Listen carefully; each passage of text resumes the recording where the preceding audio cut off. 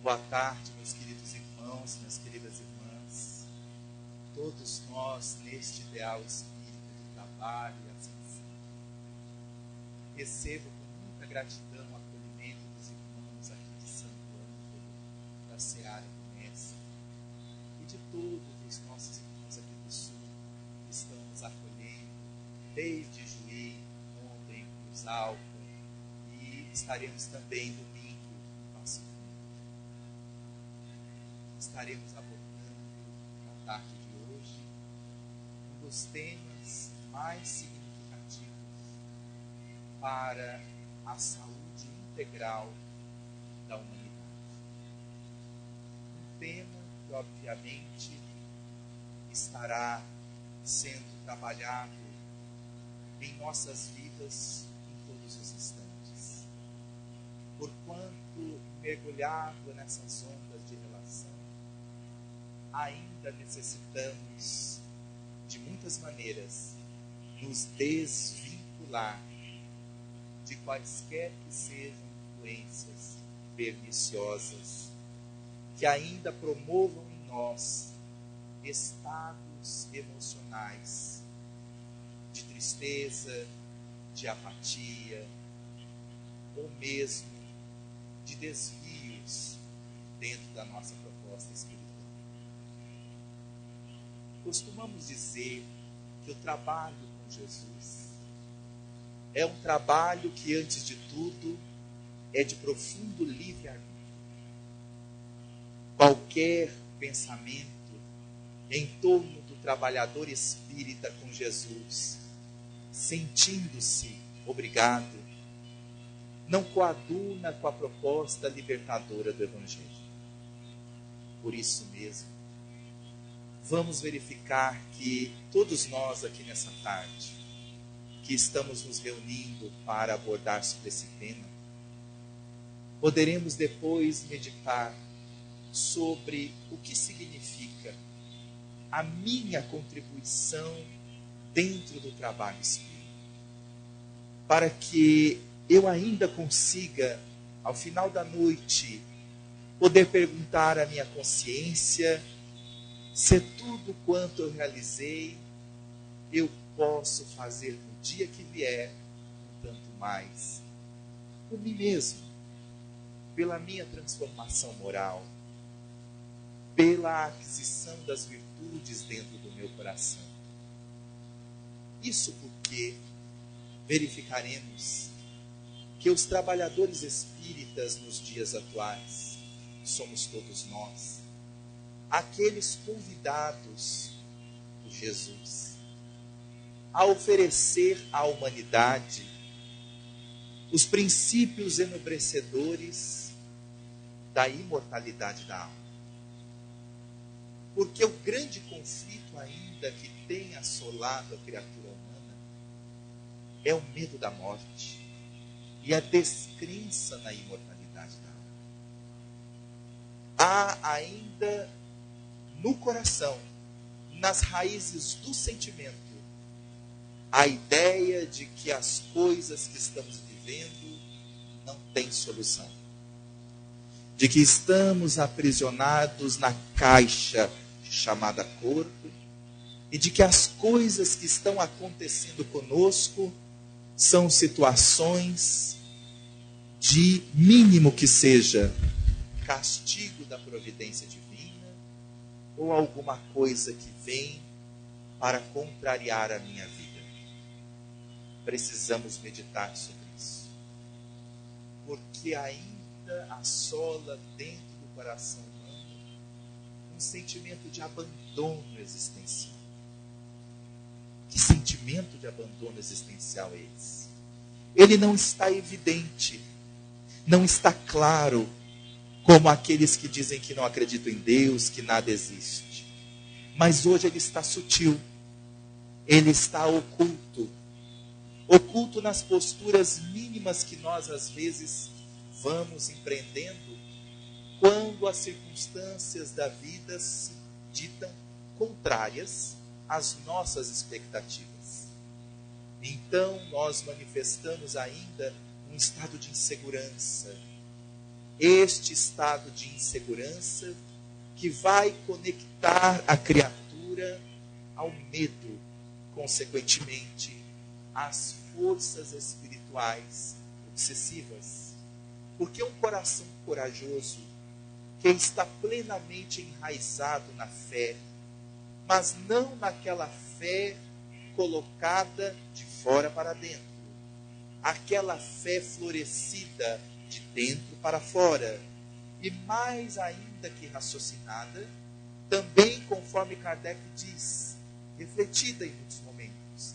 É a fé raciocinada espírita, mas que antes de tudo também ela é refletida, porque ela é raciocinada pela lógica, os fatos, as comprovações, mas ela é refletida pela lógica emocional, pela lógica afetiva, uma lógica que faz com que a criatura humana se sinta amparada por Deus, amparada pelo seu amor, e independente das ondas bravias que cheguem, a criatura humana, antes de tudo, coloca este critério como ponto e propósito da sua vida.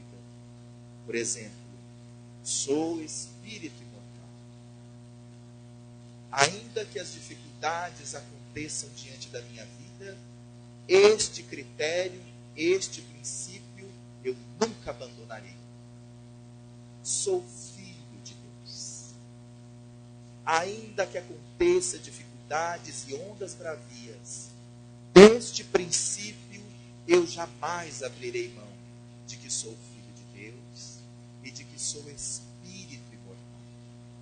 A partir destes dois princípios profundos na alma, a criatura humana vai se abrir para compreender por que as situações, circunstâncias adversas, problemas interpessoais no relacionamento vão acontecendo com ela. Porque esses dois princípios abrem para a criatura humana toda a lei de amor, toda a lei de justiça, toda a lei de caridade. E isso oportuniza que nós espíritas evitemos o pior inimigo que pode abrir campo para a obsessão, que é a vitimização. A vitimização é com certeza a energia mais perigosa e que abre campo para obsessões sutis sem nos darmos conta. Porque quando nós nos sentimos vítima de alguma coisa, a nossa psicologia profunda da alma diz que isso não é justo. Diz que isso é injusto. E se isso é injusto, e a injustiça não é minha, não é dele, a injustiça vem de uma força maior. Imperceptivelmente, nós acabamos dizendo que a injustiça vem de Deus. A injustiça vem de Deus. Nós não dizemos isso racionalmente, intelectivamente, mas dizemos isso emocionalmente, afetivamente. É nessa viagem interior profunda, é para esse plano da alma, cujos grandes objetivos são o despertar da consciência e o desenvolvimento das virtudes, que nós prosseguiremos na tarde de hoje, para conseguir compreender por que as obsessões têm feito tantos desastres nos relacionamentos familiares, tantos desastres dentro dos trabalhos espirituais profundos, porque trabalhadores de grandes possibilidades, muitas vezes, de uma hora para outra também deixam, se boicotam, mas porque também tem acontecido fora até movimentos aterradores de subjugações, como os casos daqueles assassinos em massa nos Estados Unidos, nos telejornais, mostrando que estamos vivendo ainda momentos de intensa transição, no qual os espíritos que pululam as regiões sombrias da Terra, lá nos Hades inferiores do pensamento, ainda estão conseguindo certos plugs mentais na mente das criaturas encarnadas. Mas com o advento do Espiritismo, com o advento de outras nobres ideias do pensamento filosófico, psicológico da vida, nós sabemos que Jesus está vencendo. Sabemos que Jesus está no leme. E que toda a trajetória da Terra será, sim, uma epopeia de vitórias, mas não vitórias sem vitoriosos. Para que a Terra construa a sua epopeia de vitórias, é preciso que haja criaturas vitoriosas. E a vitória moral é a mais importante em nossa existência. Porque, obviamente, as conquistas do pensamento já lograram grandes feitos. Estamos no ápice de grandes conquistas da genética, modificações complexas dos panoramas do corpo, das vidas além do planeta Terra, que sondas potentes buscam encontrar, dos ambientes novos que as tecnologias estão encontrando embaixo dos abismos oceânicos. Entretanto, o grande abismo da alma humana continua aberto. O abismo do vazio existencial e das dores cruciantes que a criatura humana ainda não consegue amenizar. Porque ainda o foco está nas sensações e nos apegos exteriores. Volvemos então a uma tarde de profundas reflexões em torno dessa temática, com as mensagens e com os ensinamentos de Allan Kardec e dos Espíritos Nobres. O projeto Espiritizar de Mato Grosso, que já está desde 2006 atuando, hoje já está presente em mais de 20 países pela internet e também já está com as suas obras em todo o Brasil e também no exterior, convidando a este movimento reflexivo. A primeira pergunta que nós devemos fazer a nós próprios é: o que é e como se instala a obsessão oculta? Vamos com Allan Kardec. Gênesis, capítulo 14, item 45. Pululam em torno da terra os maus espíritos, em consequência da inferioridade moral de seus habitantes. A ação malfazeja desses espíritos é parte integrante dos flagelos com que a humanidade se vê a braços neste mundo. A obsessão, que é um dos efeitos de semelhante ação, como as enfermidades e todas as atribulações da vida, deve, pois, ser considerada como provação ou expiação e aceita com esse caráter.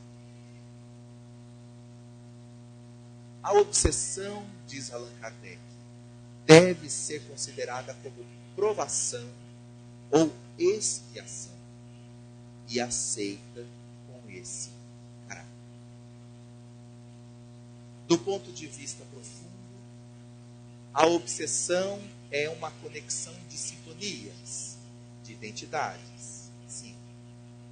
Mas por que então ele diz que deve ser considerada como uma prova? Como, por exemplo, a enfermidade é uma prova. Em determinados casos, a miséria é uma prova. Porque ele estava se referindo ao estado moral que ainda nós nos situamos. E a necessidade de sobrepor essas questões morais, difíceis, limitadas, com o esforço da vontade, sendo por isso mesmo uma prova para que o espírito cresça na dimensão da consciência, superando as influências inferiores. Ou seja, é uma prova porque estamos ainda doentes das emoções. Inicia essa prova não no fato de um espírito influenciar-nos. Não é isso que ele está dizendo. Ele está nos convidando a pensar que é uma prova Porque nós ainda estamos entranhados em certas enfermidades morais. E essas enfermidades morais são situações que interligam a gente com outros enfermos morais, encarnados ou desencarnados. A prova não é ficar obsediado. A prova é nos esforçarmos para nos melhorar e sairmos da obsessão. Por isso é prova. Mas às vezes é expiação também. Porque a situação do espírito que encarna é tão perturbadora, que a presença, o conúbio espiritual que aquela criatura tem durante toda a existência, ainda que possa ser amenizada com os tratamentos terapêuticos, os tratamentos profundos espíritas dentro do centro espírita, ainda assim, mas passa praticamente a vida toda, se não a vida toda, com as companhias espirituais obsessivas, porque a mente, o pensamento deste espírito encarnado, ainda transita em faixas semelhantes ou às vezes piores do que os que estão cercando invisivelmente o espírito encarnado.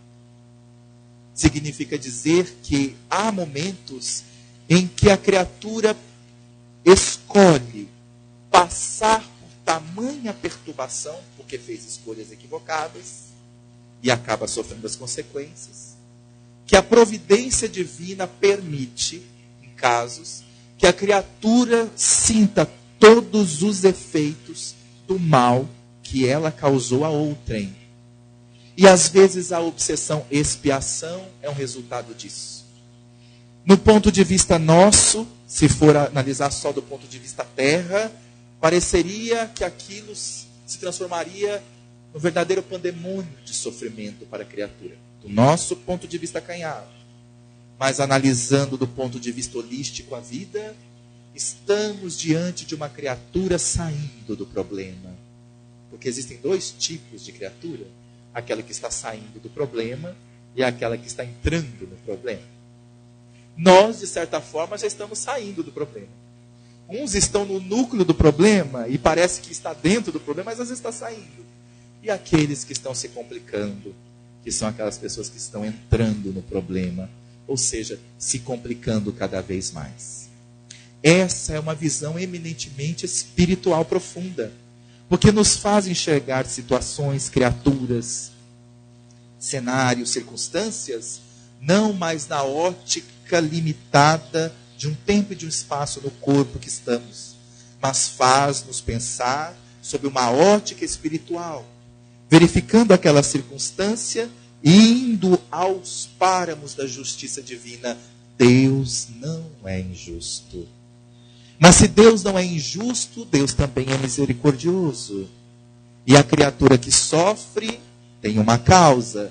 Mas eu, que sou irmão da criatura, posso ser transmissor da lei de misericórdia. Se a lei de justiça pesa sobre ela, eu posso ser instrumento da lei de misericórdia de Deus, ajudando a criatura obsediada a se melhorar o quanto puder.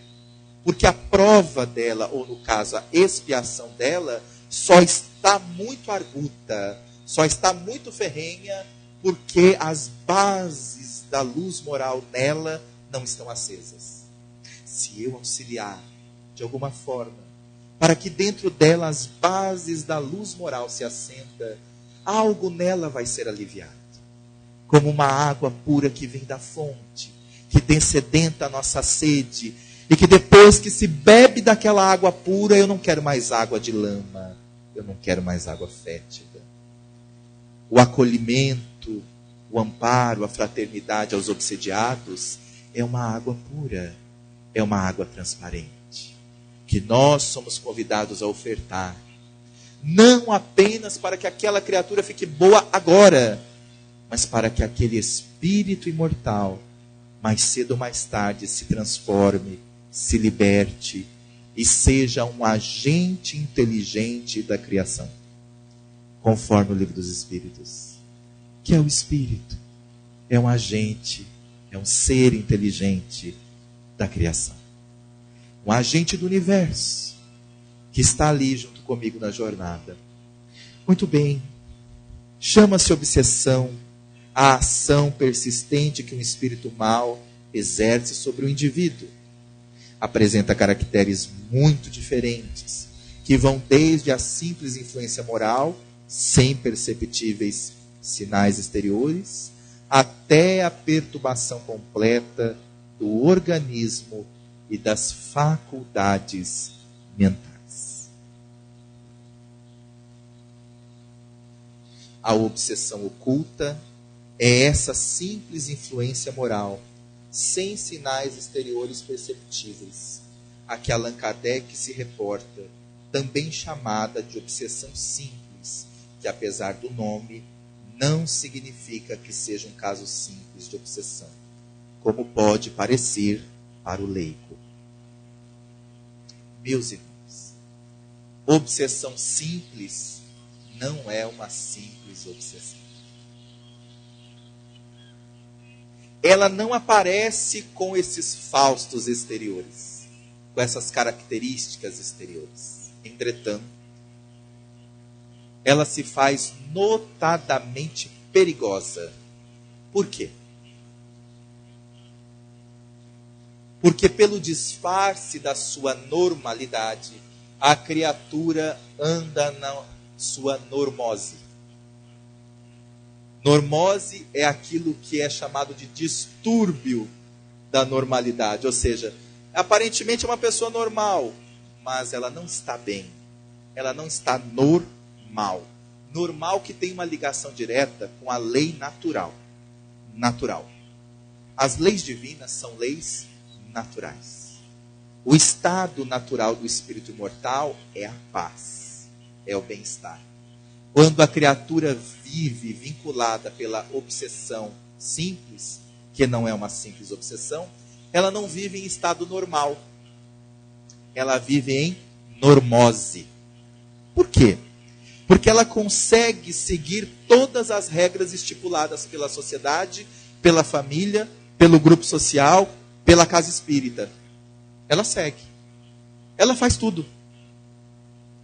Mas por dentro, ela não está sentindo tudo aquilo.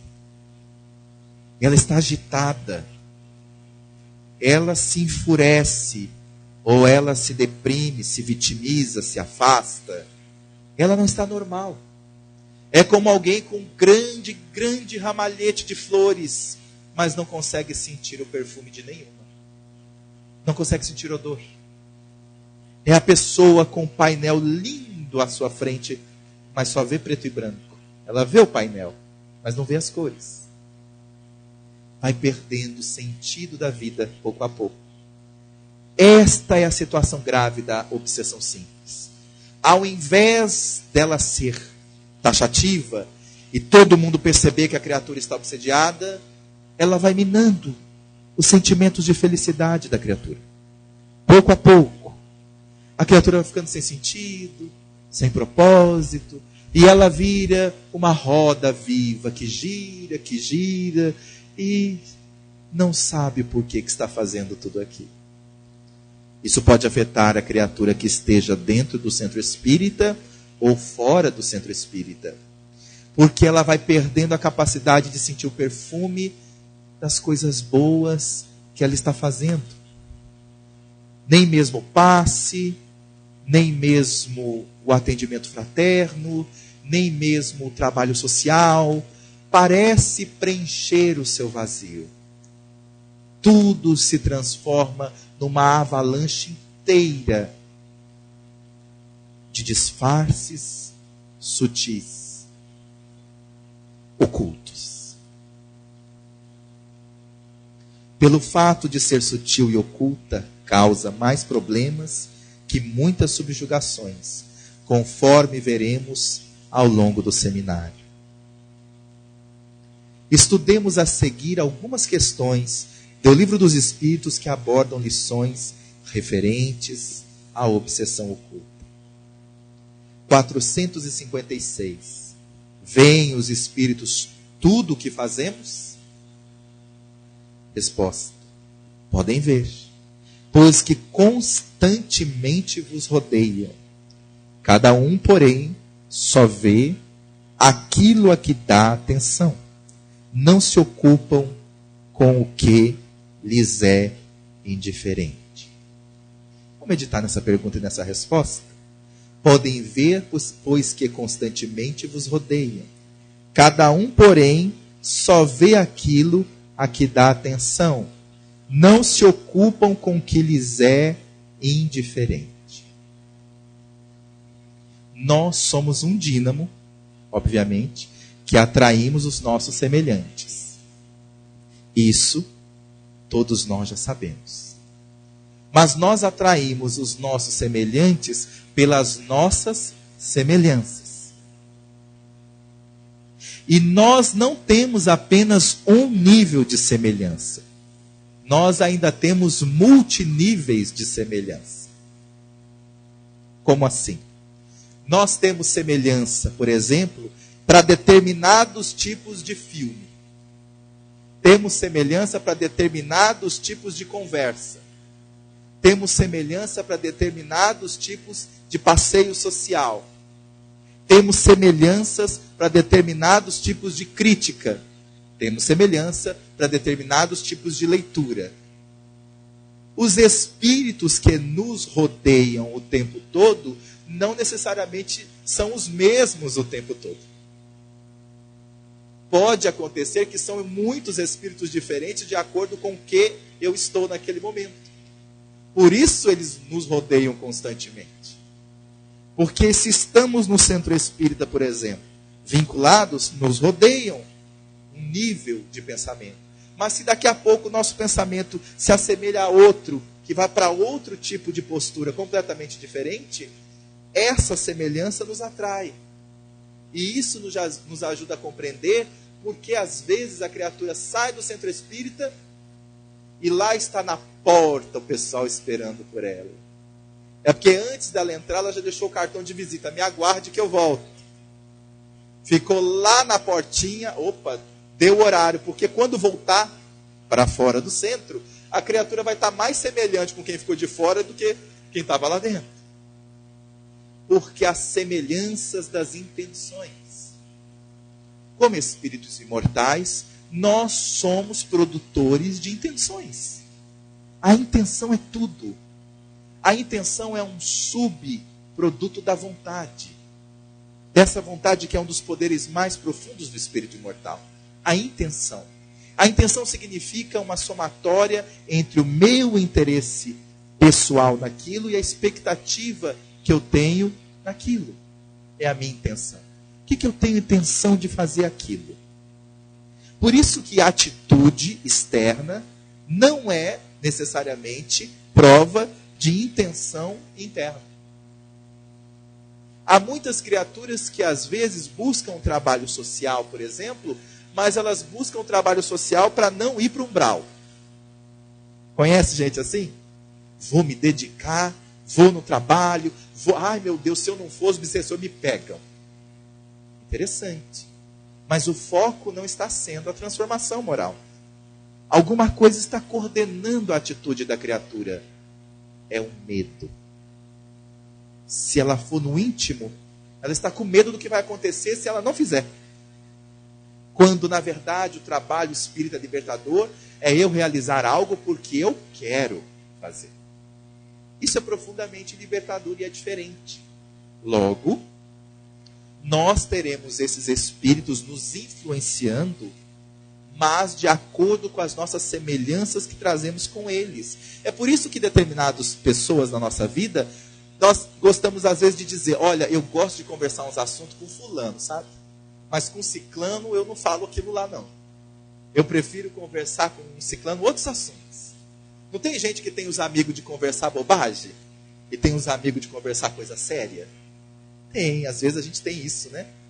Pois é, esse é um tipo de movimento mental de semelhanças.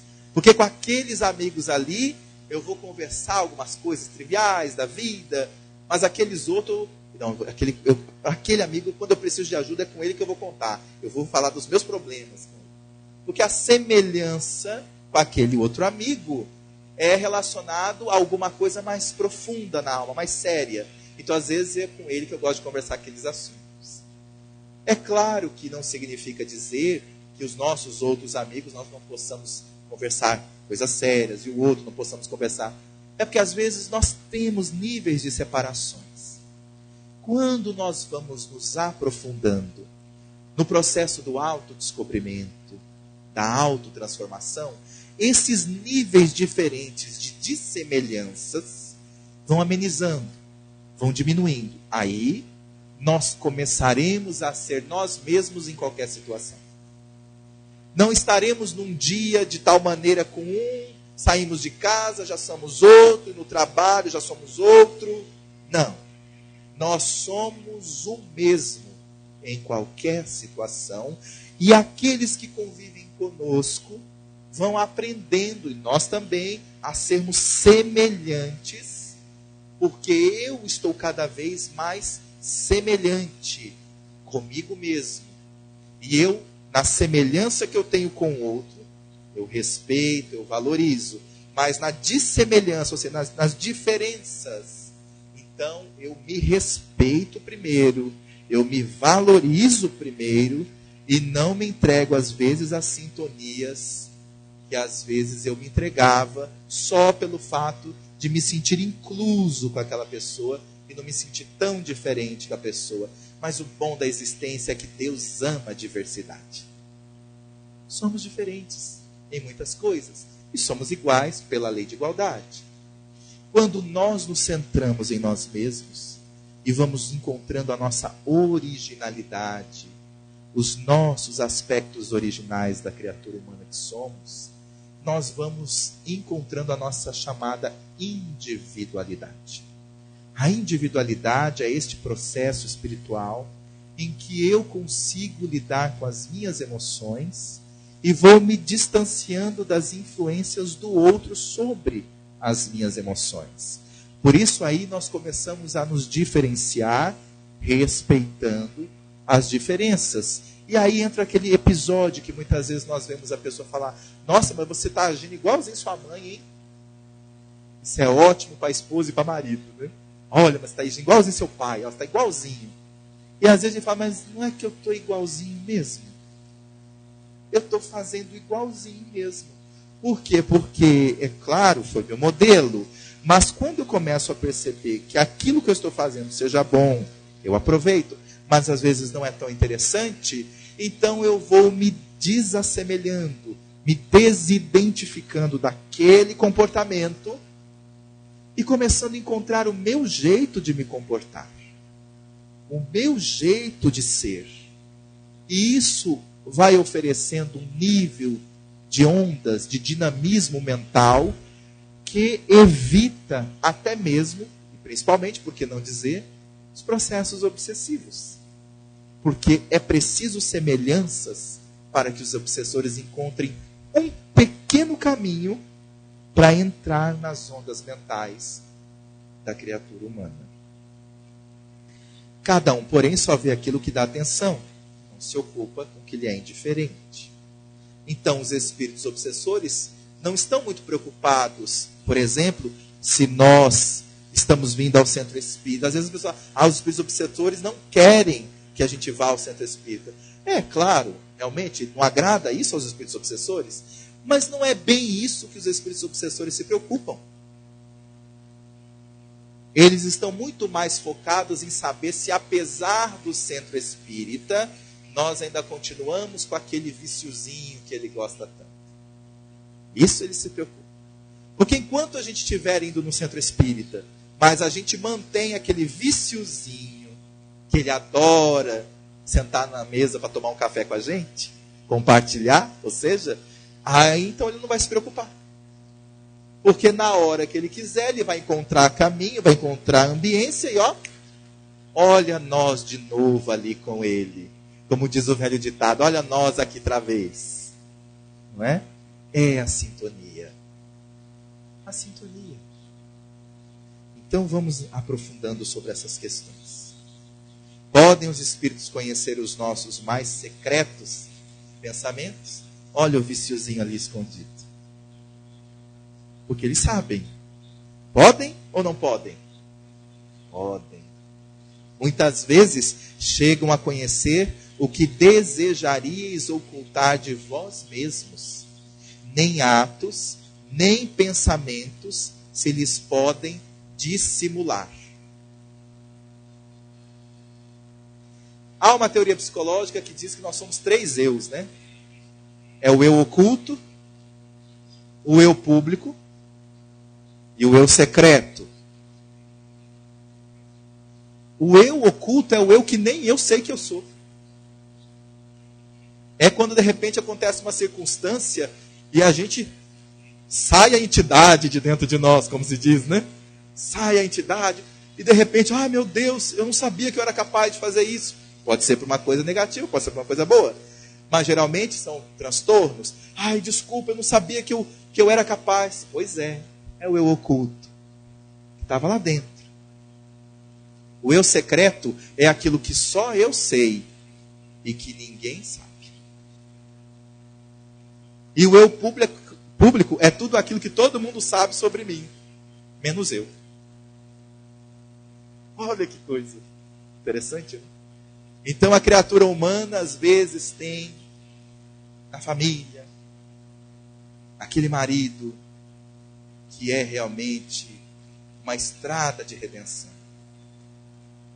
Você quer vir no centro espírita, minha irmã, e diz, amigo, bem, vamos lá mais cedo, você me ajuda. E é o dia que ele resolve dormir, não acorda, não vem. Aí de repente você fala, olha, vem pelo menos tomar um passe. Ele não vem, não faz nada. E aí você diz para ele, olha, eu queria dizer que nós lá estamos pensando se você gostaria, né, de participar conosco da palestra lá. É muito interessante, porque eu estou percebendo, inclusive os amigos do Centro Espírita falaram, que talvez você esteja passando por um quadro de obsessão. Eu, obsediado? Obsediado é você que só pensa em doutrina espírita o dia inteiro. Você só fala em doutrina espírita, só lê livro espírita, só conversa em doutrina espírita. Você não pensa em outra coisa, não. Você está fanática. É o eu oculto. Porque todo mundo está percebendo o que a pessoa está passando, menos ela. E isso acontece em várias dimensões da nossa personalidade. Entretanto, para os espíritos não pode ser dissimulado isso. Porque eles não ficam conectados com o que nós mostramos. Os espíritos se conectam com a nossa energia. E energia ninguém engana. É um outro nível de linguagem. Isso é o que faz com que muitas vezes os espíritas no trabalho do bem entrem num processo às vezes até de rebeldia. Porque eu estou no trabalho do bem, eu estou fazendo as minhas obrigações, que já é um problema. E eu não fico bem. Eu nunca vi um trem desse. Eu estou no trabalho do bem e eu nunca fico bem. Ah, eu já sei por quê. É porque eu sou um grande mártir do espiritismo e os espíritos adoram me perseguir. Por isso que eu não fico bem. Não, criatura. Você não fica bem porque você está obsediado. Porque no trabalho do bem nós somos convidados a ficar bem. Quando a gente não está bem, é porque alguma coisa em nós não está bem. Mas o eu oculto, que é aquele eu que nós não queremos assumir em nós, não aparece. A gente não admite que somos nós os que estamos abrindo o campo. Mas dicas nunca faltam. Os companheiros dizem aqui, dizem ali, dizem acolá, e nós não percebemos. Estamos num processo de auto-engano muito grande. Isso é um dos motivos mais gerais que faz com que a obsessão oculta se instale no indivíduo. Assim, mais fácil não seria ocultar de uma pessoa viva qualquer coisa do que esconder dessa mesma pessoa depois de morta? Certamente. quando vos julgais muito ocultos, o eu oculto, é comum terdes ao vosso lado uma multidão de espíritos que vos observam. Faz sentido isso, gente? Faz sentido. Mas para que nós possamos compreender essa questão, a pergunta 465 traz: com que fim os espíritos imperfeitos nos induzem ao mal? Aí está o ponto. Tudo bem que eu tenho as dificuldades, mas por que eles me induzem ao mal? Por que eles não me deixam? Vai cuidar da vida deles? Por que eles têm que ficar comigo aqui? Essa pergunta é sui generis de Allan Kardec. Para que sofrais como eles sofrem. Peraí. Sofrem? Como assim sofrem? A palavra aqui é sofrimento. Os espíritos obsessores estão em grave sofrimento. Então isso nos pede uma ressignificação de conceito. Porque às vezes nós mergulhamos em determinado conceito de que a melhor forma de nós trabalharmos a questão da obsessão é se livrar do espírito obsessor. Não é? Eu quero me livrar desse peso, dessa coisa. Mas o espírito obsessor está em grande sofrimento. Quando nós tomamos a postura de querer nos livrar dos espíritos obsessores, como que nós podemos sutilmente perceber essa postura? É amorosa? É caridosa? É justa? Vamos pegar todos os criminosos e nos livrar dele da face da terra. Pega uma nave, coloca todo mundo em Marte. Não seria isso a recrudescência do egoísmo? Pois é. A resposta dos espíritos é muito clara. Os espíritos obsessores querem o nosso mal porque eles estão extremamente vazios. É um sofrimento maior do que se possa imaginar o sofrimento que eles nos causam. Porque é um sofrimento interminável. 24 horas, aquela inveja corroendo eles, aquele ciúme corroendo eles, aquela vontade de fazer o mal. Imagine uma pessoa, meus irmãos, 24 horas, morrendo de sede e bebendo água do mar. É isso. Em escala que a gente nem possa imaginar, talvez, simbolicamente falando. Os espíritos obsessores não se ligam a nós pela providência, pela permissão de Deus, para que nós rechaçamos os espíritos. É para que nós trabalhemos os conteúdos morais, inclusive o mais profundo, nesse sentido. Fazei bem àqueles que vos perseguem. Amai os vossos inimigos.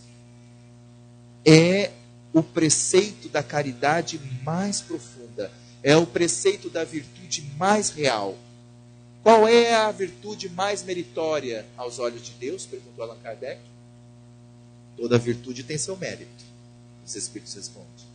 Mas podemos dizer que a virtude mais meritória é aquela que se assenta na mais desinteressada caridade. É quando nós nos compadecemos da dor que Ele quer nos causar. Nós nos enchemos de compaixão pela dor que Ele vive 24 horas querendo nos causar. Imagine nenhuma gota de paz.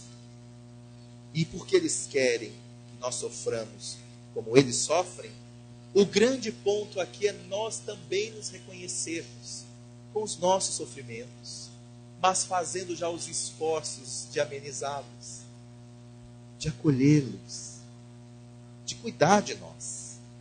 Porque se nós queremos cuidar de nós mesmos, nós também quereremos cuidar do nosso próximo. Porque eu só posso dar aquilo que eu me dou. É da lei da vida que só pode preencher aquele que está preenchido. E aqui, Allan Kardec faz a pergunta sequente de número A. E isso lhes diminui o sofrimento? Olha o foco. Diminui o sofrimento eles quererem tanto o nosso mal? Não. Mas fazem-no por inveja, por não poderem suportar que haja seres felizes. Então, o foco do pensamento da lei de amor, justiça e caridade é darmos agora um novo enfoque para as nossas ações diante das obsessões. Não o enfoque de quem está o tempo todo procurando se eu estou sendo obsediado ou não. Mas o enfoque de verificar se estou sentindo ou alguém que eu conheça está passando por um processo de obsessão. Nós temos ali duas almas que merecem compaixão: o obsediado e o obsessor. O obsessor porque não para de pensar no mal, e o obsediado porque ainda não se trabalhou moralmente. Quando começa a trabalhar moralmente, a obsessão cessa. Com certeza. De que natureza é o sofrimento que procuram infligir aos outros? Os que resultam de ser de ordem inferior à criatura e de estar afastada de Deus. Para eles, não há maior motivo do que afastar a criatura de Deus. Para eles, o motivo que faça sofrer a criatura não é fazer perder casa, carro, perder coisa. Não. Afastar a família. Não é bem isso. Para os espíritos invejosos, nós estamos aqui falando de categoria de espíritos invejosos. Não estamos aqui no caso daquelas obsessões em que às vezes acontece indireta, inconsciente, não é? Daquele parente, daquela pessoa que nos ama, que desencarna e que às vezes fica perto de nós. Ela não quer que nós soframos. Ela está pegada, está com saudade. É um outro nível. Basta que seja esclarecida, basta que essa criatura veja o quanto está nos prejudicando, ela modificará os padrões, porque ela nos ama. Aqui, nós estamos falando dos padrões dos espíritos invejosos. Os que resultam de ser de ordem inferior à criatura e de estar afastada de Deus. Mas como os espíritos querem que nós afastemos de Deus? Como os espíritos querem que nós nos afastemos de Deus? Nos afastando do centro espírita? Às vezes não. Qual é a forma mais evidente de se afastar de Deus? É se afastar das suas leis divinas. Se afastar daquilo que nos trabalha uma das coisas mais belas na alma, que é a nossa espiritualidade. Os espíritos, nesse caso, influenciam para que nós não desenvolvamos os sentimentos de nossa espiritualidade. Pensemos mais nas coisas, problemas do mundo, nos fixemos mais nisso do que verdadeiramente na nossa transformação moral. O que interrompe mesmo a nossa ligação com a nossa espiritualidade é a estagnação da nossa transformação moral. É quando, diante dos episódios da vida, nós não fazemos a pergunta 919 de O Livro dos Espíritos: qual é o meio prático que Deus nos ofereceu para nos afastar de todo o mal, buscar o bem, em síntese gerais? E o Espírito Santo Agostinho responde: conheça-te a ti mesmo. Nesse ponto reside o que eles mais estão buscando. Porque quanto mais nós nos permanecermos no ser oculto, mais eles ocultamente saberão como nós funcionamos. Porque o que faz com que os obsessores, pelo mecanismo da obsessão sutil, consigam um império sobre nós, é saber como a gente se funciona. O que é que me irrita? O que é que me entristece? O que é que me deixa feliz? Eles estudam. Estudam e sabem como a gente se funciona. E como eles sabem, eles fazem questão que a gente não saiba como a gente se funciona. Porque se a gente souber como nós nos funcionamos, o caso, o que vai acontecer? Nós vamos saber como se corrigir. Como nós vamos nos corrigir, é óbvio. Porque eu começo a saber como eu sou, como eu me funciono, eu sei o que eu devo fazer e como eu devo fazer. Então aí que está o ponto. Por que permite Deus que os espíritos nos excitem ao mal? Se o grande objetivo da vida é a felicidade, por que Deus nos permite que os espíritos nos excitem ao mal? Resposta da pergunta 466. Os espíritos imperfeitos são instrumentos próprios a pôr em prova a fé e a constância dos homens na prática do bem.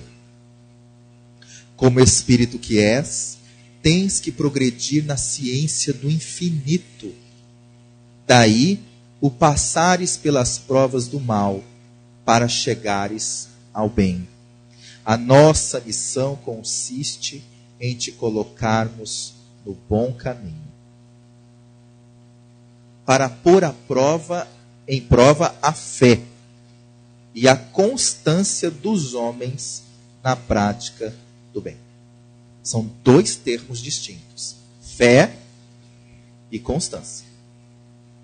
Fé é o núcleo do ser, que significa aqui convicção.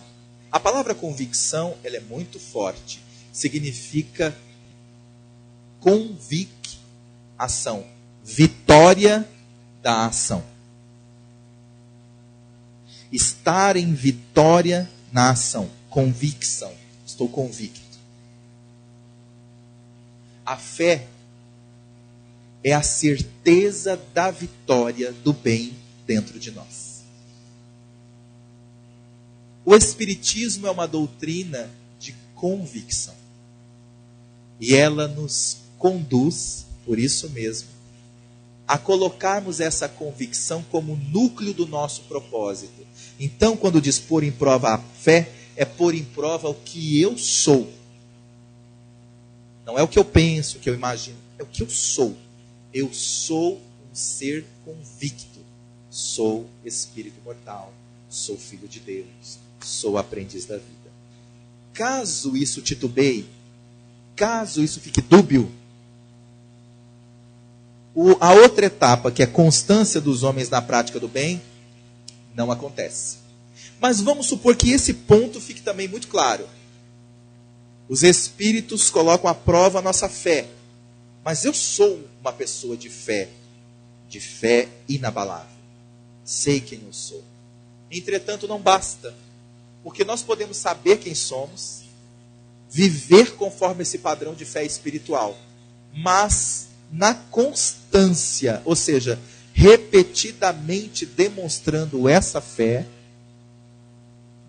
conforme a passagem do Evangelho Espiritismo, no capítulo A Paciência. A paciência é uma bênção que Deus envia aos seus eleitos. Começa a mensagem assim. E no meio da mensagem diz: eu sei, a vida é cheia de pequenas alfinetadas. É verdade. São nonadas que parecem ser nadas, mas que pouco a pouco vão enchendo as nossas almas de certa angústia. Entretanto, nessa constância, que diz aqui, na prática do bem, não das coisas grandes que nos chocam, mas das coisas pequenas que nos incomodam, é que nós vamos realmente fortalecendo o eu sou. quem eu sou. E isso significa, em termos mais profundos, colocar à prova, nos desidentificarmos completamente do ego. O ego, que é essa energia que ainda nos cobre o comportamento, as nossas energias. E nós vamos então nos desidentificando. Porque, conforme o próprio Mestre Jesus diz, quem é fiel no pouco, é fiel no muito. Como assim? Quem é fiel na fé das agulhadas pequenas, é fiel nas grandes marteladas da existência. Mas não necessariamente quem é fiel na martelada é fiel nas pequenas agulhadas. Porque dependendo da situação, do seu estado de espírito, você pode suportar um choque. Mas você talvez não consiga suportar os pequenos embates da convivência com a outra pessoa. E isso significa, do ponto de vista espiritual, mais grave do que não suportar as marteladas. Porque as convivências pequenas podem minar a criatura realmente. E às vezes um choque, ainda que não seja suportado, mais tarde a pessoa pode retomar a força e se levantar. Mas esse processo que é sutil, que é oculto, assim agem também os espíritos obsessores. O que é e como se instala a obsessão oculta? Desde que sobre ti atuam influências más, é que as atrais desejando o mal. Porquanto os espíritos inferiores correm a te auxiliar no mal, logo que desejes praticá-lo. Só quando queiras o mal, podem eles ajudar-te para a prática do mal.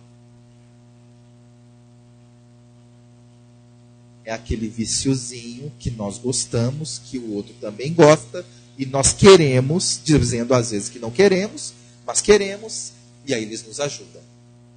Por isso eles não criam nada em nós. Se fores propenso ao assassínio, terás em torno de ti uma nuvem de espíritos a te alimentarem no íntimo esse pendor. Mas outros também te cercarão, esforçando-se por te influenciarem para o bem, o que restabelece o equilíbrio da balança e te deixa senhor dos teus atos. São as vozes alerta, através dos bons espíritos, em nossa consciência, também emanando essa outra parte da balança. Porque toda vez que o indivíduo começa a pensar em qualquer coisa que seja negativa, alguma coisa nele acende dizendo que não era por aí. Esse não é por aí, não era por aí, são as vozes alerta, que pode vir eclodir da própria consciência, ou pode ser o auxílio dos espíritos nobres. Entretanto, voltemos a uma questão muito importante. Por que a criatura quer o mal? No caso, nós, os encarnados. Por que nós queremos o mal? E só assim os espíritos acabam nos ajudando na prática desse mal. Por que às vezes a gente quer o mal? Como assim? Vamos pegar um exemplo. Quem aqui poderia afirmar que o cigarro faz bem? Ok. Nenhuma crítica às pessoas. É um fato isolado. Mas por que a pessoa fuma? Ela sabe que o cigarro faz mal? Ou ela não sabe disso? Sabe. O cigarro faz mal. Muito bem. Por que nós, então, no caso, a pessoa, ela ainda assim quer fumar? Porque está muito claro, não tem dúvida. Comprovado, pesquisas científicas, resultados aos milhares. Por que a pessoa faz o mal?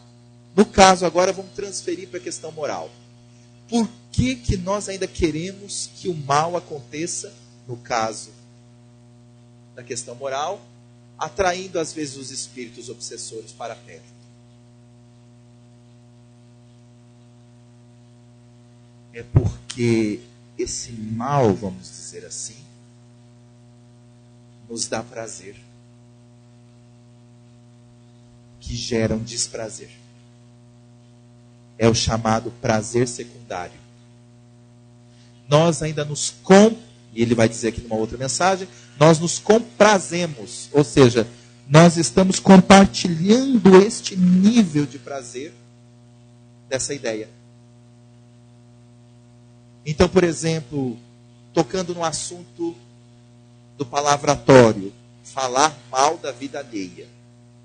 Isso não acontece aqui, lá em Mato Grosso tem às vezes. Né? O pessoal brinca, isso acontece só em Mato Grosso. Às vezes nós, indiscretamente, cometemos a gafe de falar alguma coisa sem pensar. Por mais que estamos em processo de vigilância, por mais que estamos esforçando, pode ser que aconteça. Sem nenhum demérito para nós, mas estamos em processo de aprendizado. Muito bem. Neste momento, neste ponto em que nós estávamos ali falando aquela coisa daquela pessoa, perceba, há um nível de prazer nocivo dentro de nós. A gente meio que gosta de falar aqui. Isso acende dentro, obviamente, das nossas emoções, padrões lá atrás. Padrões muito profundos de outras existências, muitas vezes. E esses padrões contrários, obviamente, ainda perduram no nosso comportamento. Então, por isso, nós às vezes gostamos de estar falando coisas que não são adequadas para a nossa felicidade.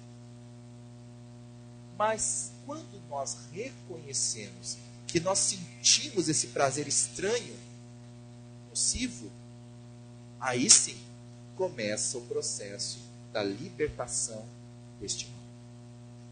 Porque nós começamos a reconhecer que isso que está dentro de nós é um subproduto nosso, nós criamos, mas nós não queremos mais. Isso já não faz mais bem, como nunca fez, mas eu achava que fazia. Isso não faz bem para mim. Isso não preenche a minha vida. Aí sim, a partir desta postura de reconhecimento real, eu começo a trabalhar esses prazeres nocivos, esses prazeres mórbidos, que vai me libertar desse querer o mal. Eu querer que isso aconteça comigo. Veja o comentário de Kardec.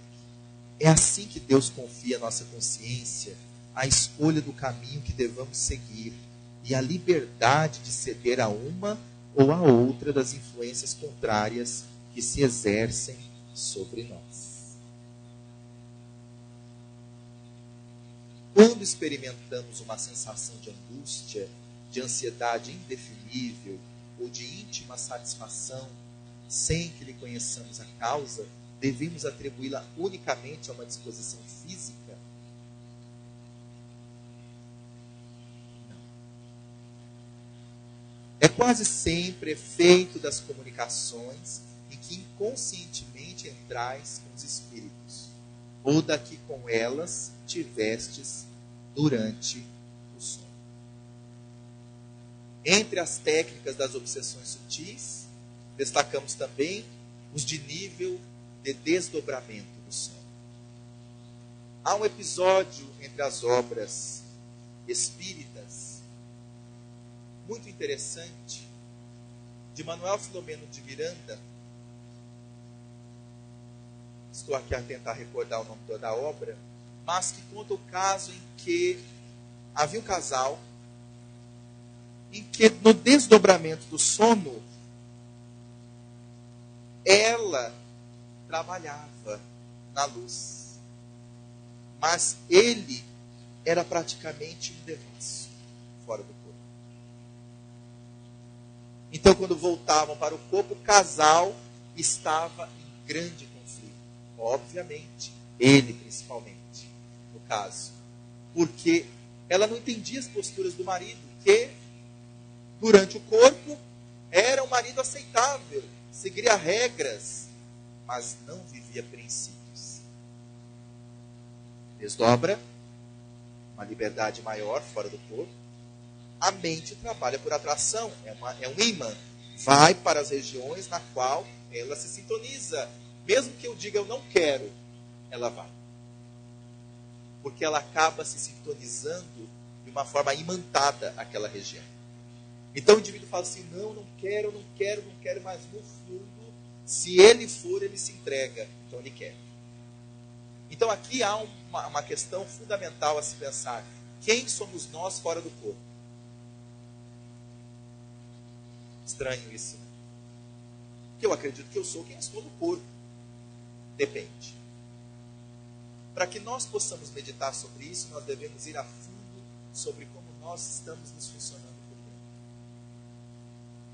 dentro. Eu sou fora do corpo aquilo que eu fico interessado o dia inteiro dentro do corpo.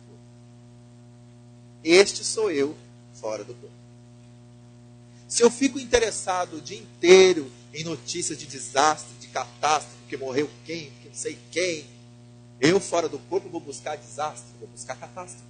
Porque esse sou eu fora do corpo. Se eu fico interessado o dia inteiro em coisas superficiais, mas se eu fico interessado nos livros edificantes, na criatura humana, na pessoa, em fazer alguma coisa que possa melhorar, ainda que tenhamos nossas limitações. Não estamos falando em classificação de espírito perfeito, estamos falando de nós. Mas se eu estou empenhado, aquilo que eu estou por dentro é quem eu sou fora do corpo à noite. E isso, obviamente, é uma das técnicas que eles utilizam fora do corpo para as obsessões sutis depois do corpo. Como dizem várias obras, tanto de André Luiz quanto de Manuel Filomeno de Miranda, os mecanismos complexos, às vezes colocam chips, como eles dizem, na mente da criatura, e ela volta totalmente programada para fazer o que eles querem. Programadíssima. É um Winchester prontinho. Um programa que não é um Windows, não. É um door, é uma porta aberta. Não é apenas uma janela. Por quê? Porque nós somos o que nós sentimos e pensamos. E fora do corpo, nós manifestamos isso.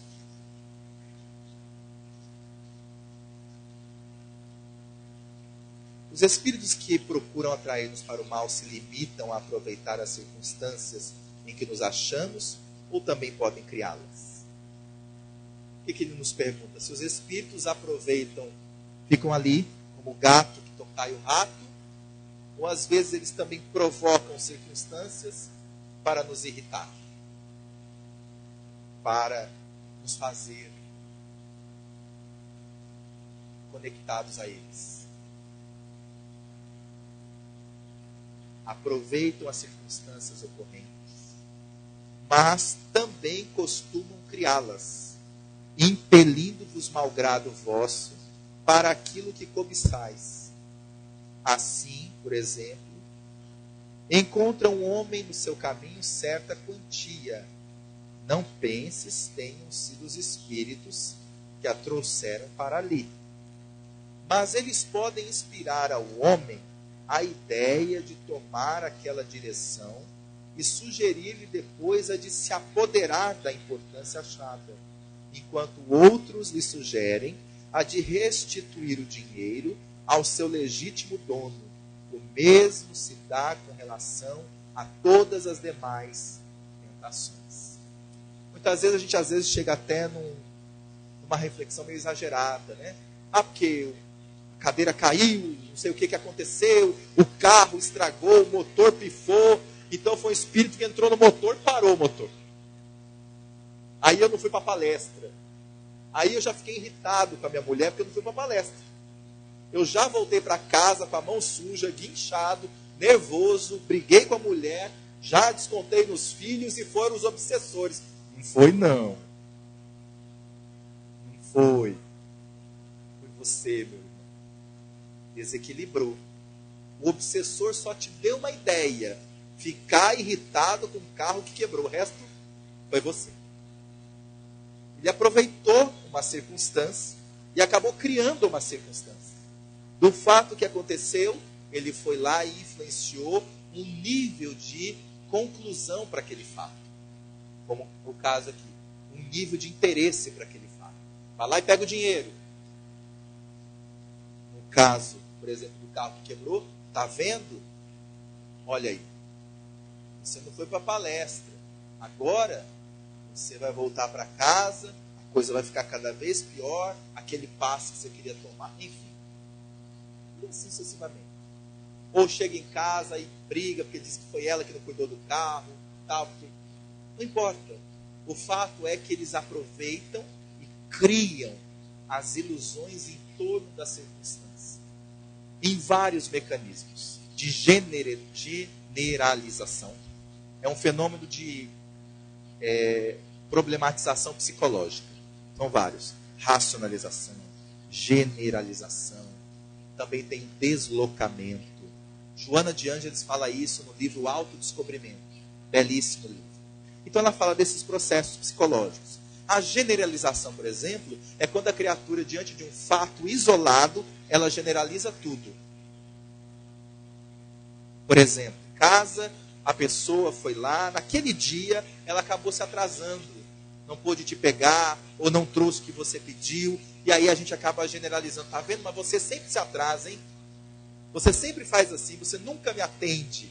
Tudo que eu peço para você, que você me pede, eu faço. Agora, quando eu te peço uma coisinha, você nunca faz. Generalizou, não é verdade? Ela não fez naquela hora. Tem coisa que ela fez, coisa que ele fez. Mas a gente vai lá e generaliza. Eles aproveitam os mecanismos psicológicos e fazem a gente entrar nessa sintonia. Ou na sintonia da racionalização, que é quando nós racionalizamos para tentar justificar. Fulano, você não tem vindo muito ao centro, você tem se afastado. Não, mas é porque eu tenho muitos compromissos, e é porque ontem eu tive um problema, e amanhã eu também não vou poder, mas acredite, quando der, ótimo, excelente, mas está racionalizando. No fundo, a perspectiva não é essa. Eles se aproveitam disso, é claro, porque colocando situações que parecem ser muito lógicas, cria a chamada falácia. Falácia é uma estrutura da lógica em que os argumentos parecem ser lógicos, mas eles têm resultado falso. Porque parecem motivos plausíveis. E a racionalização faz isso. Então tem a generalização, tem a racionalização, tem o deslocamento. Deslocamento é quando alguma coisa me acontece e eu acabo deslocando que aquilo não está comigo, não. É porque aquela fulana ali que fez comigo. Então, por isso que está acontecendo comigo. Então, eu desloco a responsabilidade e faço uma projeção também, que é um outro movimento, no outro. Eu desloco. Não, mas é porque isso, é porque aquilo. Eu faço um deslocamento acreditando que aquele motivo está fora de mim.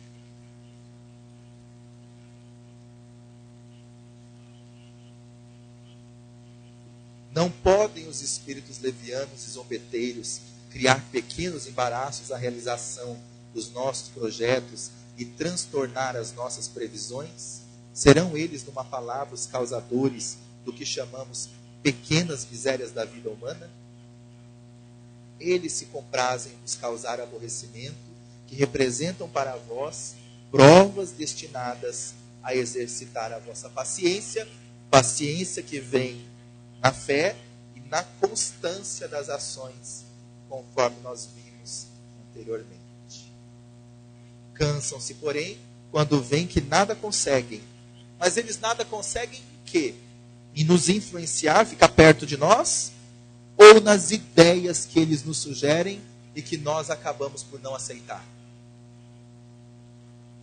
É nessa segunda hipótese. Porque não é o fato deles se cansam de ficar perto de nós e de não fazer nada. Eles se cansam de estar sugerindo esses mecanismos de generalização, racionalização, projeção, deslocamento e outros tantos. E nós, por dever de consciência, continuamos a dizer, não, eu sou responsável. Não, eu realmente preciso me melhorar nesse sentido. Eu preciso me adequar, eu preciso me aprimorar. Realmente eu falhei. Mas não há obsessor que aguente. Porque a criatura está dizendo que você não é culpado, não somos mesmo, mas que você é culpado, aliás, perdão, que você é culpado, que tudo mais, e nós estamos dizendo, não sou culpado, eu sou responsável. Mas não, você é culpado, olha, você que fez esse mal. Não sou culpado, eu sou responsável. Porque o culpado, ele fica com os braços cruzados e não faz nada. O responsável, ele admite o equívoco e faz o trabalho de reparação. Então ele não consegue, porque o plug que ele gostaria de estar conectando com a pessoa é através da culpa.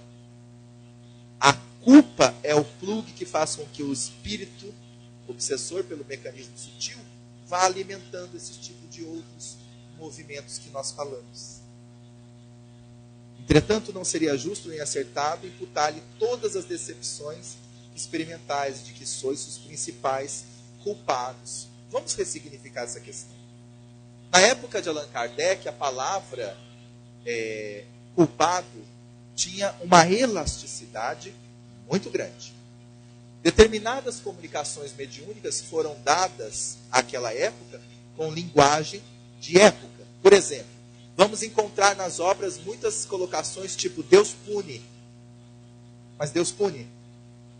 Não. Então nós vamos verificar que aqui é preciso entender a elasticidade do processo. Porque quando diz sois os principais culpados, nós hoje entendemos significativamente a palavra culpado. É responsável. Não é culpado no sentido de você é um culpado. Você não tem o que fazer. Não. Sois os principais responsáveis pela vossa irreflexão. Sócrates declarou para a humanidade: uma vida irrefletida não vale a pena ser vivida. Porque se eu não reflito sobre a minha própria vida, eu vou no dia de amanhã ser tão inconsciente quanto estou agora da minha realidade mortal.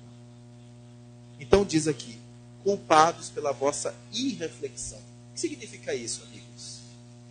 Nós somos responsáveis por tudo aquilo que nós deixamos de fazer? Somos? Somos. Refletir sobre as questões mais profundas do espírito é secundário ou é vital? Vital. Porque independente do que aconteça, nós continuaremos a ser espíritos imortais. Ora, quando nós não fazemos o exercício de refletir, realmente refletir os episódios da vida, nós estamos abrindo campo para o que nós estamos deixando de fazer. E aí a gente não consegue saber como a gente se funciona. E como a gente não sabe como a gente se funciona, ele vai ficar sabendo como a gente está funcionando. Fica certo de que se a tua louça se quebra, é mais por desazo teu do que por culpa dos espíritos. Destes que provocam a contrariedade, obram impelidos por animosidade pessoal, ou assim procedem contra qualquer, sem motivo determinado, por pura malícia?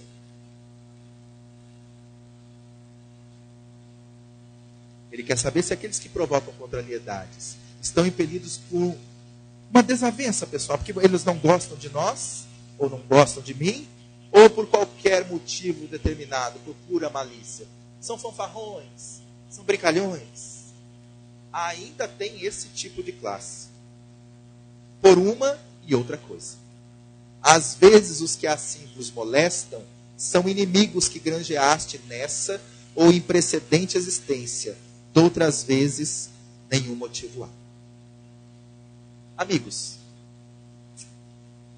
onde nós vamos encontrar manifestações de malícia? Há espíritos maliciosos? Sim ou não? Sim. Eventos maliciosos, está cheio de espírito malicioso? Sim ou não? Sim.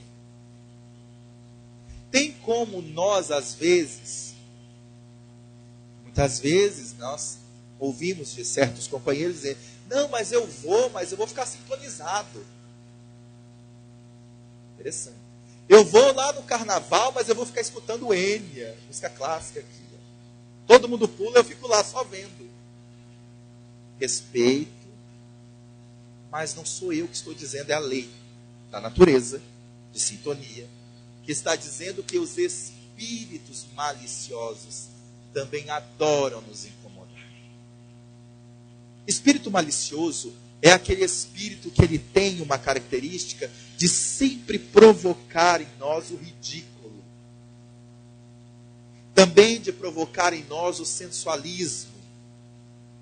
Também de provocar em nós algum estado cômico,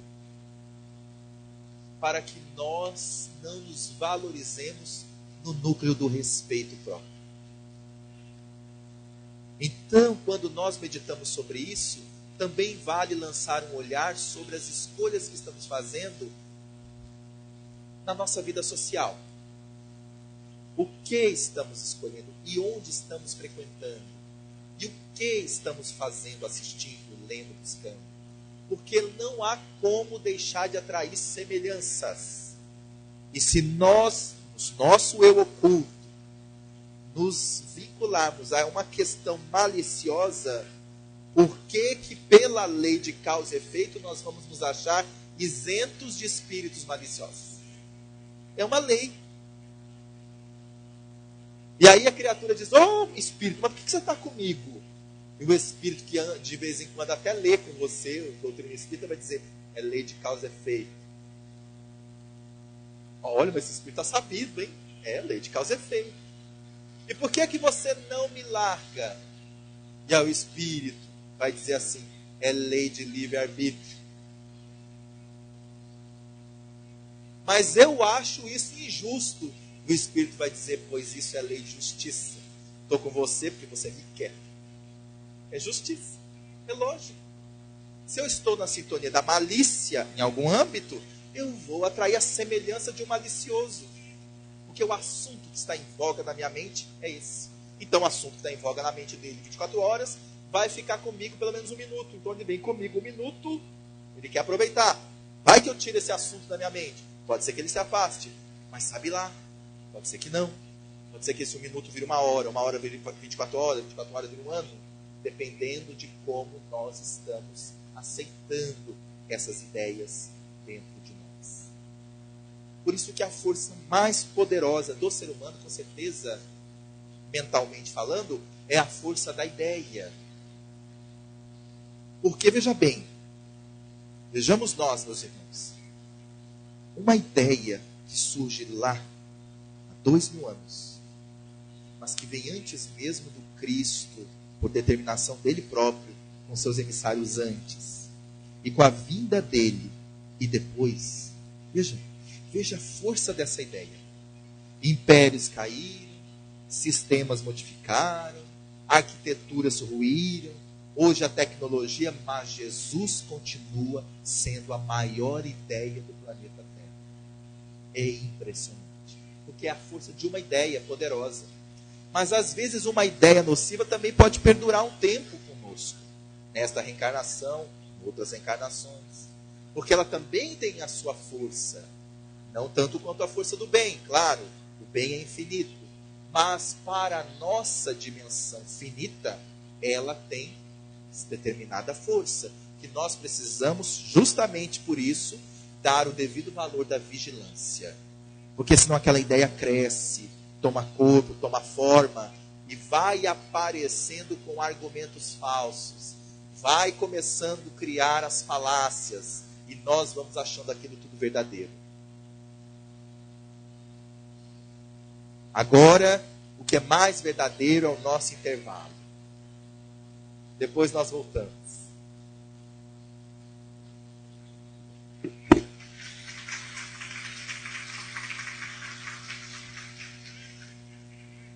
Pessoal, vocês